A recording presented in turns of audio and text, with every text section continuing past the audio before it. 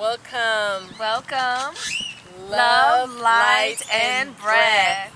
I am LaMetra, and we are here for another segment to discuss who am I? Who are you? This is considered phase 2 of the Who Am I series. Exactly. Thank you, sis. And Yeah. so before we get started, we want to state our disclaimer. I claim no rivalry. I free myself from all contracts, mind control devices, and all entrapment apparatuses. Hey, my name is Jasmine, and I'm on the journey for true self-knowledge. I'm a sovereign being, and I claim no rivalry. I free myself from all contracts, mind controlling devices, and all entrapment apparatuses. Yes, love, light, breath, sovereignty. Love, May we life, all breath, be and sovereignty. free. May we all I be am sovereign sovereign. beings, and may we all, connect to our inner gnosis, our inner knowledge, our inner truth. Yes. Yes, yes. So let's get started. Speaking of inner truth, we're all in search of the truth, right? The existential truth. Why we're here, who we are, what we came here to do, and where are we going after this. But how do we find that truth? Where does it reside? I'm sure many of us have asked this question on this journey. And so I have this mantra that I say when I need to be reminded that I do live in a matrix constructed society, is to question everything. So in order to find this truth that we seek, our existential truth, we have to ask these questions. And so I told myself, asking questions gives me answers. And these answers give me information. And information is knowledge. And knowledge is power. So we're all searching for this knowledge. And to have knowledge is to know the ledge. Yep. So what is a ledge? A ledge is a raised or projecting edge or a molding intended to protect us. And so this tells me that we all have this inner ledge within ourselves, meaning that we organically and psychologically have an inner ledge that protects us from this information that we're constantly fed, these programs that we're constantly given. Yep. And so it's important that we know our inner ledge, which is also some type of boundary, protective boundaries. And that helps us discern the type of information that is fed. Tell it, sis. Yes. And so that is also our inner gnosis. Gnosis.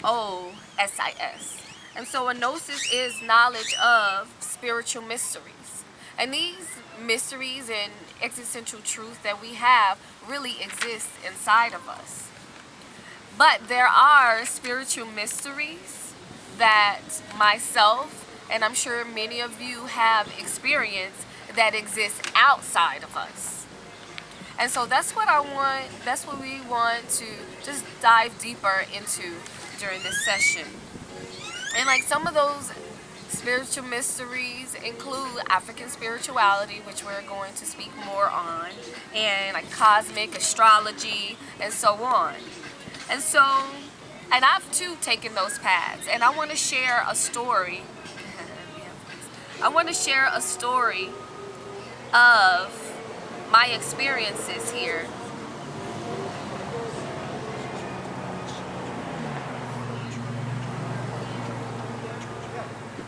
I want to acknowledge the bee that's currently on my ear. I want to share my experiences. Excuse the music, by the way. Throughout my journey that I have witnessed, and the insights and even some of the disturbing things that I've witnessed and observed. There was a moment that actually Jasmine and I were together. We took a trip to Houston, Yeah. but I went on an ayahuasca ceremony on my own by myself, and I knew that there was going to be some people that I knew of that would be present. And I was invited by someone that I've done work with, business with. I was selling my jewelry.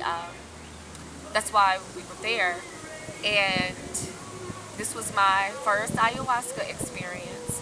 And I want to say that prior to that experience, my sister Jasmine taught me how to create a sacred circle, which Yeah, I've was experienced that. Yeah. You guys were creating. Yeah. yes, exactly. She taught me how to create one, which was actually a more expanded and I would say more defined version of what I was creating on my own, doing intuitively. And I will say that it was definitely essential in that whole experience. Um, and the ayahuasca experience was in a house, so it was in a confined space, and there was about 30 to 33 of us actually. I remember the person that was leading it making note of the amount of people that was there. It's 33 of us. Wow. Yes, Very significant. Number. very significant number. And he was there with his significant other, I guess his wife and child. They had an infant child there. And actually the woman that had invited me, she was pregnant and had her children there as well. So there were children present and people of varying ages and ethnicities. And with that, throughout the ceremony, they were speaking both in English and in Spanish, which I thought was interesting. Some of the words I knew, and also there was some specific terminology that was being used that I didn't agree with. And when it was spoken, I was saying, no, I don't agree with that. No, I don't agree with that. And I remember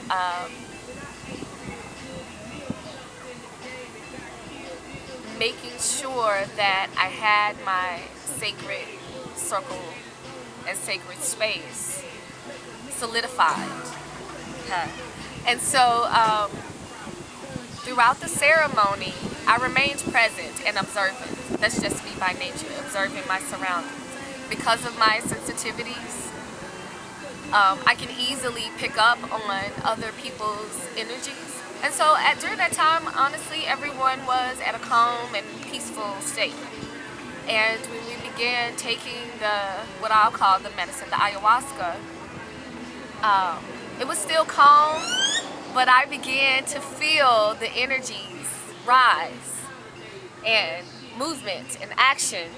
It was really interesting. It started off calm and then all of a sudden like commotion began to arise. People started getting up, moving around, and and I was present.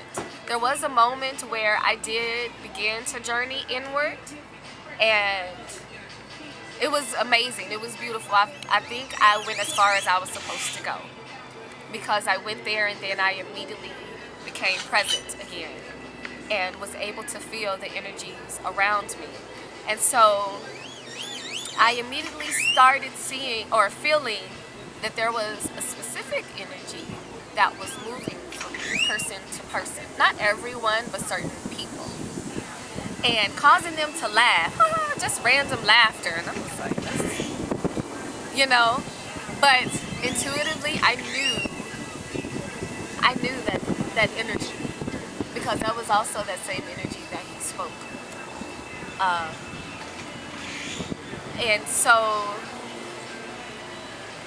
as I continued to observe, I I could just feel the differences of the energies that was around me. And I immediately went to the center of that room because I saw that energy taking host of people. And I said, no, you will not take host of my body. I see exactly what you're doing. You brought these people here to take host of their bodies. And I was just speaking what I saw, the truth that I saw, because I saw it clearly. And as I spoke those words, there were some people who were not under the influence of ayahuasca. They immediately started to respond to what I was saying, yes, I needed to leave. They needed to leave. Like, let's get out of here. And so, with that, I too wanted to leave. And I was told, no, you can't leave. It's not safe to go. You need to be here and confined. And I was like, no, I need to get into nature. My spirit was telling me to go. My higher self was telling me to go into nature and to ground myself. And I eventually left and went back to where we were staying. But before I even then, they were trying to lure me back. No, come back in. It was really spooky, to be honest, because the wife of the guy that was hosting, she was in all white, and just her mannerisms was, it seemed, I guess, it could have been pleasant, but it was that alluring spirit, like, no, come back, that type of. And I'm like, no. I remember yelling, and it was late, in the middle of the road, saying, no! You know? And immediately when I said that, they left. It was very interesting. They left. And I was like, no, get away from me. And they left. And they was like, LaMetra, you can't be yelling out. It's too late and we're at this neighborhood. I was like, leave me alone. I need to go in nature. And I was barefoot out walking out in the street, you know. And I later was made aware that my actions caused the whole entire ceremony to be shut down. And I was glad that it did. It needed to. And I spoke to other people who were there, and some said they had good experiences. Some said it was really weird. Even the people that were hosting said that ceremony was different than the others they've experienced. Like, for instance, him speaking both in Spanish and other languages, you know, outside of English was different, amongst other things. And so after that experience, I come to the realization that I was meant to be there to break that spell that was going on, and to also to experience and be a witness of what goes on in those whole group circle gatherings. Yeah. And I will say that wasn't the first. I've experienced some on smaller scales where it was just a few of us, 3 to 4, but it wasn't to that extent. No drugs were involved or anything like that. But I was there from a observer perspective. And the same exact thing. I was able to cut it off, at least for me, to not be affected by it. And I'm sharing this to just bring awareness of those of us that are in search of our inner truth, our existential truth.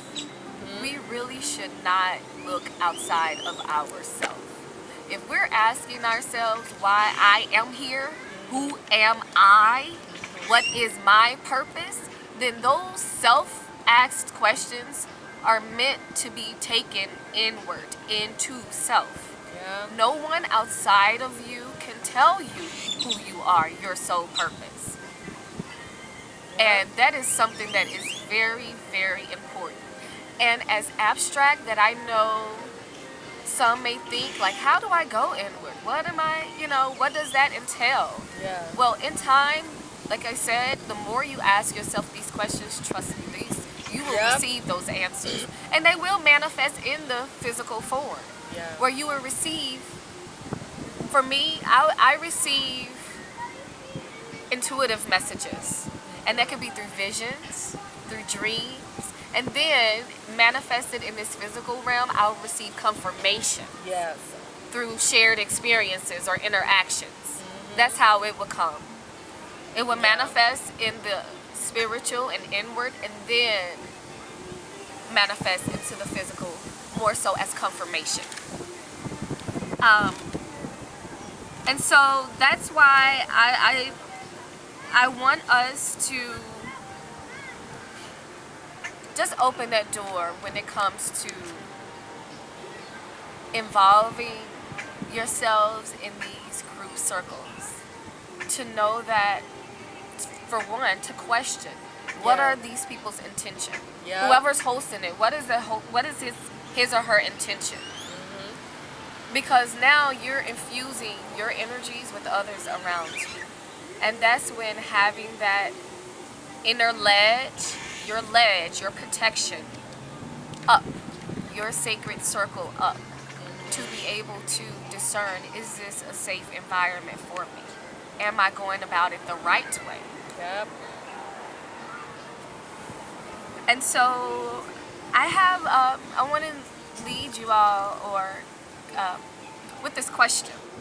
Do you have total trust in yourself? Do you have trust that you can provide Very yourself important question. with these answers?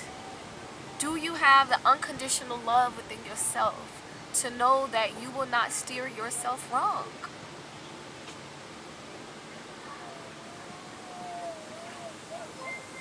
And so, like I said again, Jasmine and I, we want to bring awareness that searching for that existential truth outside of yourself is going about it the wrong way. We are all encoded with that very truth that we seek. It's already encoded within us. Just like it's encoded within nature, just like it's encoded within the animals, it is also encoded within us because we too are nature. Yep. We too Yep. are nature. And so Jasmine here, she's going to expound on how Yeah. we're encoded with this Yeah. truth.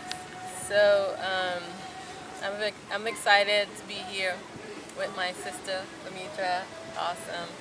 Yeah. So on this journey, we are going about it the wrong way for so many reasons and so many things that we seek, and the way that we have this destructive way of going about things. Science is doing the same thing, going about things destructively, and we are searching for existential truth, but we're searching for it self-destructively. We're not searching for it, and there's a right way for things. And so we're going to take a look at the egg of life. So let's take a look at the egg of life, because when everything first starts out, it starts out as an egg. So the tree that we're on, it starts